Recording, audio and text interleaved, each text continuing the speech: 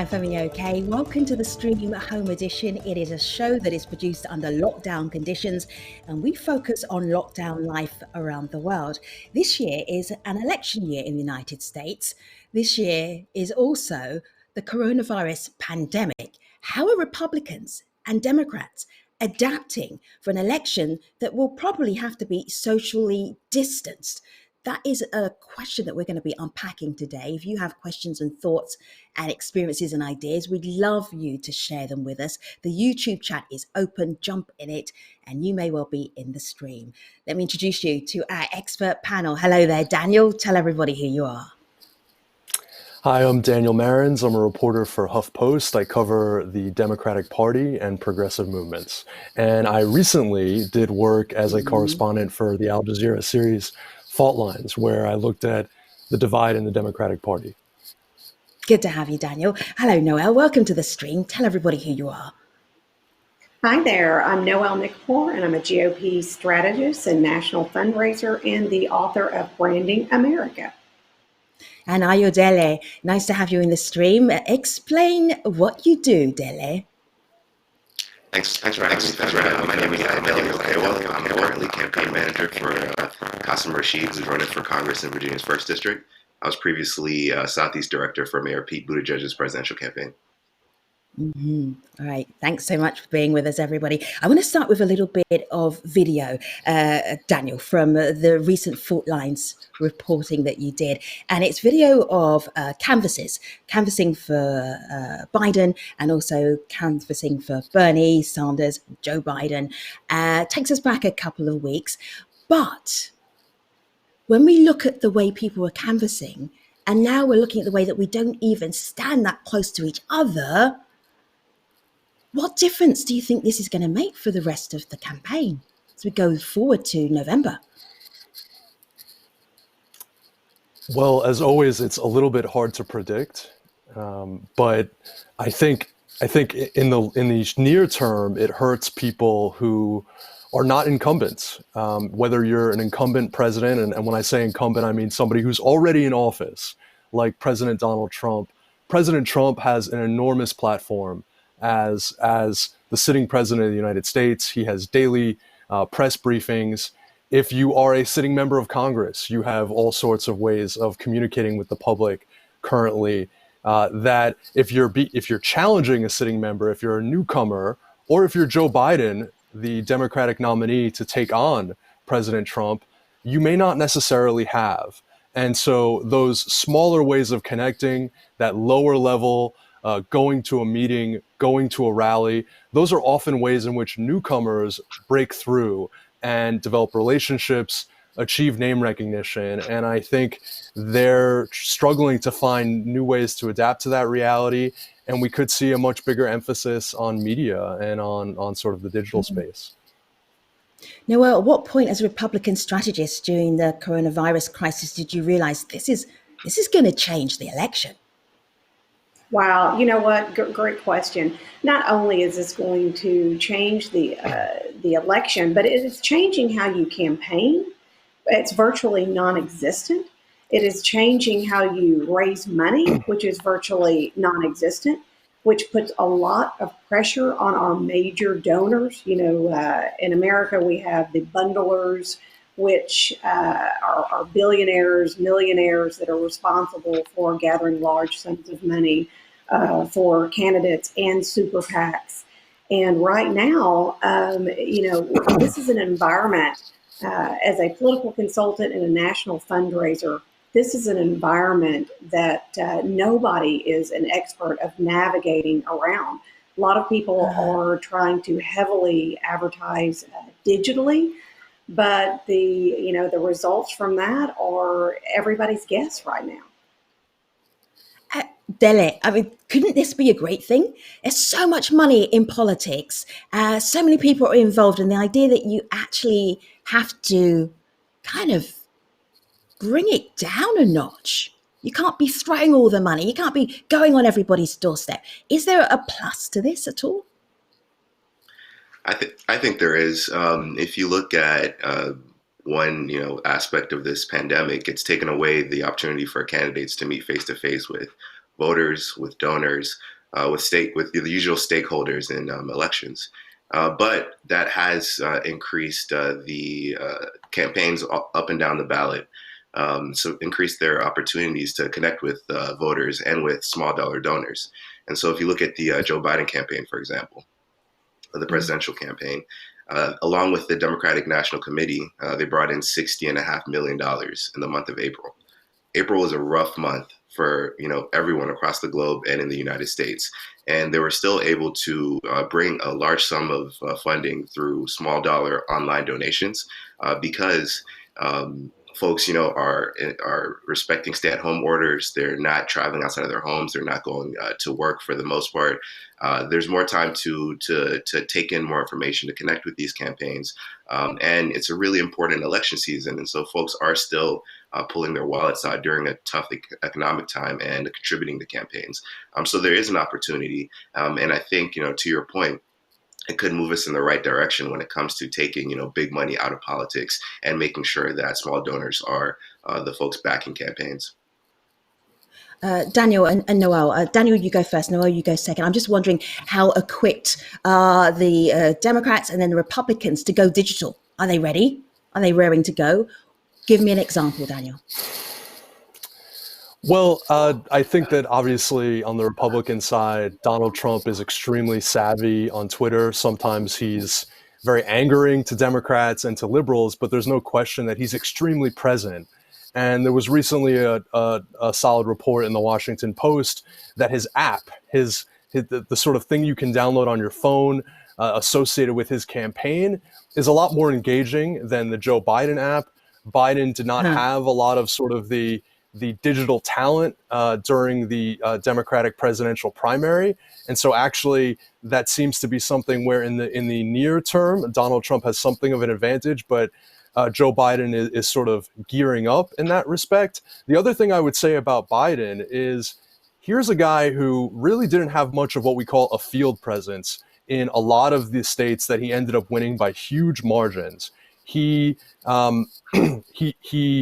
won in South Carolina. He won in Texas and a number of major states on what they call Super Tuesday in the United States, where there were a number of elections. And that was really how he locked up the nomination and the chance to take on Donald Trump. And so he didn't have a lot of the people doing that kind of person-to-person work on the ground.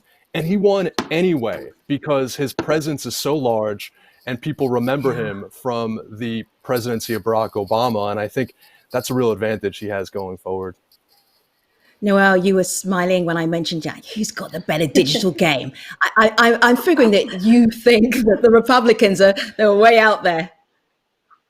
Yes, absolutely. I mean, there's no question that Donald Trump really has been on his A game with digital and social media and everything that he is doing. He's really a master at it, and I think that that's basically how he kind of won the election the last time around.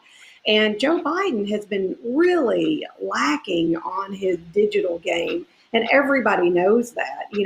Barack Obama had a fantastic. He was a maverick at the digital game. He really engaged Facebook and Twitter and everything. He was really dynamic at it.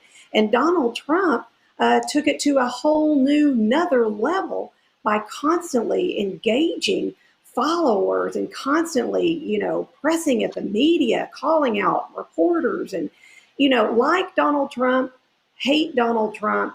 The one thing that you can say is Donald Trump will not be ignored.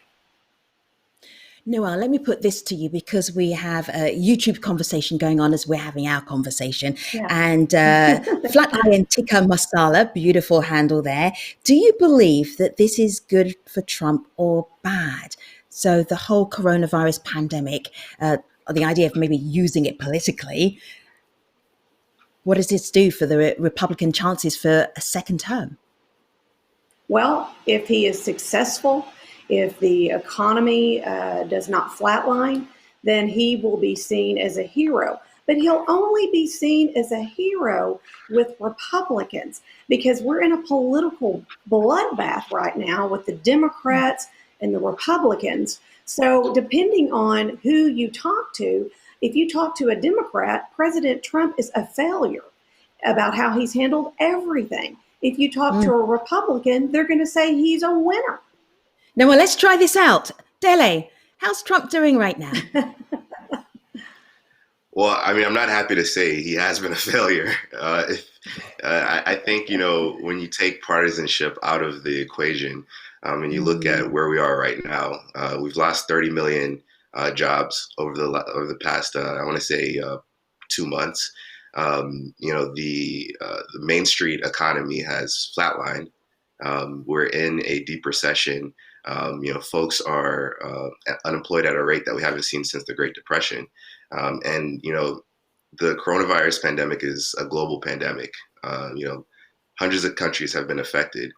So you can't blame, President Trump for the coronavirus, but you can hold him accountable for the United States response to the coronavirus, and the inactivity through the month of February, and the delayed stay-at-home orders, things like that, which did eventually bring our economy to a halt, but did not address the public health issue, have caused this this deep recession. And so there's an old American political adage, it's about the economy, stupid, and that plays true for every presidential election. And if we're in a position that we are now in November, I believe that Americans are going to hold the incumbent accountable. Noel, go ahead. I also, I've got a comment on that. I also am wondering, this is very political within state to state. Like you have a state like California, which their Governor Newsom, has just announced that they are looking to extend the lockdown in California until mid-August, compared to other states like Arkansas, where I'm from, the home of Bill Clinton, the home of Governor Huckabee.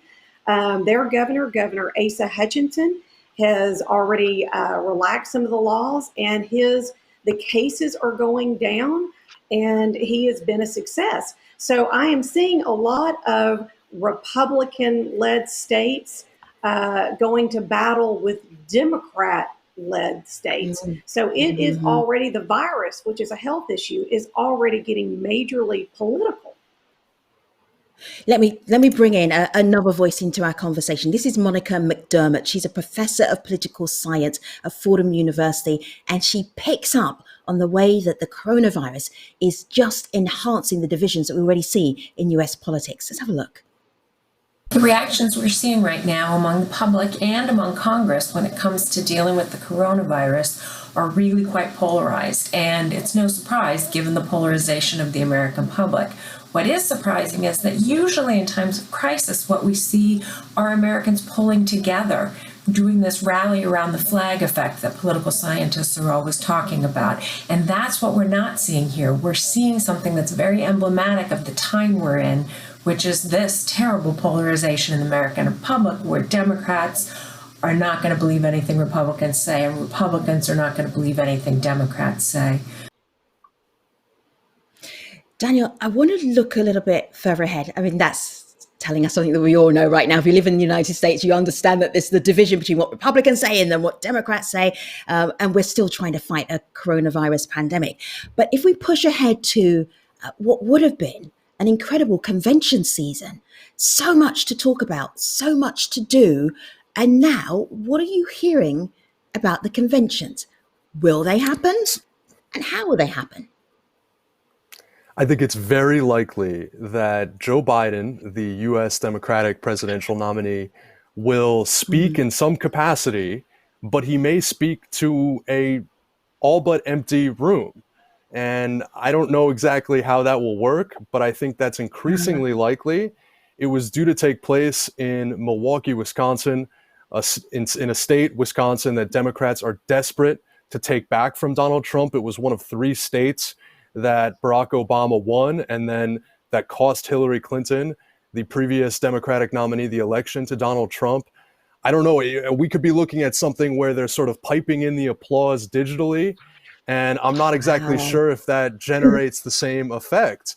Now, of course, Donald Trump has said that he is still interested in traveling. He's obviously skeptical of the idea of lockdowns. And regardless of sort Mm-hmm. of the health consequences of that, that seems to put him at an advantage in terms of visibility for these types of large public events. So we at the stream we sort of reimagined what it might look like at maybe the Republican National Convention. So this is typically, I'm going to show you an animation of what we would expect. It's a 4-day party. Stadiums are full, an arena is full. People are there pressing the flesh, talking politics. But what if you had to scale it down and people were watching via their homes, voting via their iPads, on their phones, and then basically phoned it in and voted that way? Noelle, what are you hearing about how the Republicans are going to come together this year? Will they? Will they physically be in Charlotte? You know, I really do. This is a very difficult question because I know that they want to. I've talked to some leaders within various parties, Republican parties in the United States, and I know that they really, really want to. But how safe is it? How are you going to have a convention? Are you going to socially distance the convention, and what are the optics of that? What does that look like? Are we going to go ahead and do something like a virtual convention? And how effective is the virtual convention? I mean, let's face it, not a lot of people, if you're not really involved, want to sit hours and watch this. So it's really going to be difficult. And like you were describing, you know, are they going to have the convention? Are they going to pick up the phone and vote? That sounds like a reality television show like America's Got Talent. If that All right, seems like that would Noelle, be up to Donald Trump. Noelle, you are the Republican strategist. So what would you tell President Trump about to have a convention or to not have a convention? What would you tell him? What would you advise him? Oh, okay. To have or not have the convention. If I were advising him, I would actually tell him to not physically have the convention, but have like a week or 2 week span where I would go from state to state and try to have meetings within all the states, socially distancing meetings with their delegates, with their national committee man, the national committee woman. You know, these are office holders within a party. That's what I would do. I think it's too dicey, but that's just me. Mm-hmm. There's no way to separate politics from this pandemic. It doesn't matter whether in the US or whatever country. It's very difficult to take the politics out of it. So I wanted to introduce into our conversation Albert Einsberg. He's a GOP political strategist. And then Dele, I'm going to get you to respond to him. But first, let's listen to Albert. The American people do not require perfection when it comes to government responses to the pandemic, but they do require accountability, effectiveness, and effort. Republicans need to focus less on getting in fights with journalists on Twitter and more on the fact that America has tested more people per capita than any other place in the world and has exceeded many places in East Asia and Europe in our responses to the pandemic. Without that, no matter how radical the Democrats are and no matter how mentally compromised their nominee, Republicans will get swamped in 2020. So I don't want to get into a fight with Albert, and I can't really because he's on video, but I do call into question some of the figures that he was using. So President Trump has said that the US leads the world in coronavirus testing, but I want to show you a chart which suggests that maybe the president got a little bit mixed up because the United States testing per capita is down here and Italy is on top. But the actual numbers of tests, there have been over 10 million round about now, yes, exceeds the world, but not per capita. Dele, does arguments like this, does it matter? Are these the things that we're going to be talking about come election time in November, or is this trivial? I believe it's definitely not trivial. I think it's important not just to have this conversation now because, you know, it's material to this pandemic, but, you know, mass scale testing is our path out of this, not just public health crisis, but the economic crisis short of, you know, an actual vaccine being deployed. And we're not expecting to see something like that until, you know, reports say beginning of next year. And so if we're going to be in a position where we can safely reopen, And the experts are telling us that if we want to safely reopen and avoid, a second wave or a third wave, we have to have mass testing. And mass testing doesn't mean that we're leading the world in number of tests completed. To your point, Femi, it means that we're leading the world in testing per capita.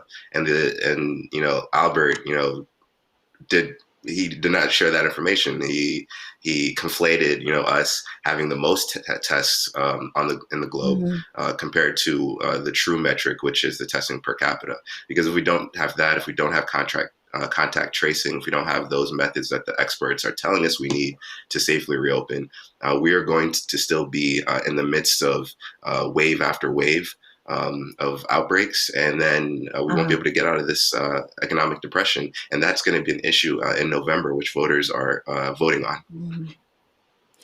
Daniel, I want to put this YouTube comment to you. This is from Huda and Huda Mohammed Sharif. Is there a chance for Trump to postpone elections? Does he have the loophole in the system to do in the guise of the coronavirus? Now, constitutionally, Daniel, you know that it's not possible. The answer is no. But I have seen headlines. I'm seeing headlines. Right. I think that there have been many things that have surprised me over the course of the Trump presidency in terms of what he is willing to call for and what he is able to get accomplished, in part because he has now a conservative Supreme Court that might sign off on things that many legal experts consider questionable. And so I suppose I wouldn't be completely shocked, but I think it's very, very, very unlikely. And I don't think that he has the legal wherewithal to do it currently. I also add there's something interesting that's happening, which is there's an entire fight right now over whether Americans should have the ability to vote by mail and do it safely from the privacy of their homes.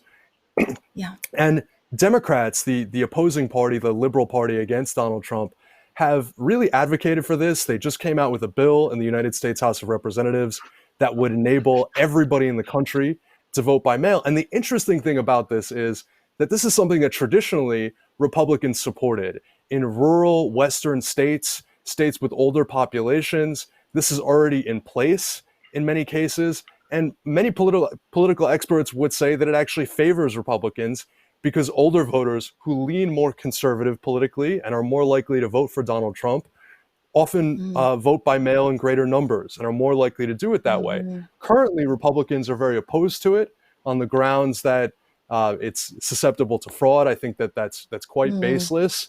And of course, the sort of political reason for that is that people who might vote less frequently, for whom it might be less convenient, poorer people, younger people, might be more likely to vote for Democrats. One last interesting thing about this, though, that works, I think, in favor of the idea that this doesn't cut neatly into political lines.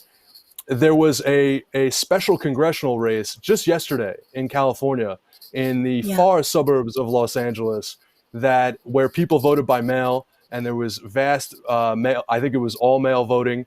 Not all mail as in masculine, but all mail by post. And the Republican actually won. So it suggests that Republicans can do well in this environment. And I think that's a key question in terms of how this election in November is going to work. Yeah. Daniel and Noel and Dele, thank you so much for talking about something that we're really not sure what is going to happen next, either with the coronavirus pandemic or with this upcoming US election season. Elizabeth Rainey on YouTube was wondering, is this global pandemic, will it change the way that we actually vote and we take part in elections going forward? And if voting by mail comes in, that definitely will be a permanent change. I just have time to tell you about Daniel's Fortlines documentary, which is now available online on YouTube. It is called America's Divided Democrats. You can see him in his element talking to Democrats who are progressive and Democrats who are more traditional. And you can see that via the AJ Fortlines Twitter handle. But for now, thank you, YouTube, for taking part in this conversation. Daniel, Dele, and Noel, we really appreciate you having civilized conversation about a very bipartisan America. Thanks very much, everybody. See you next time.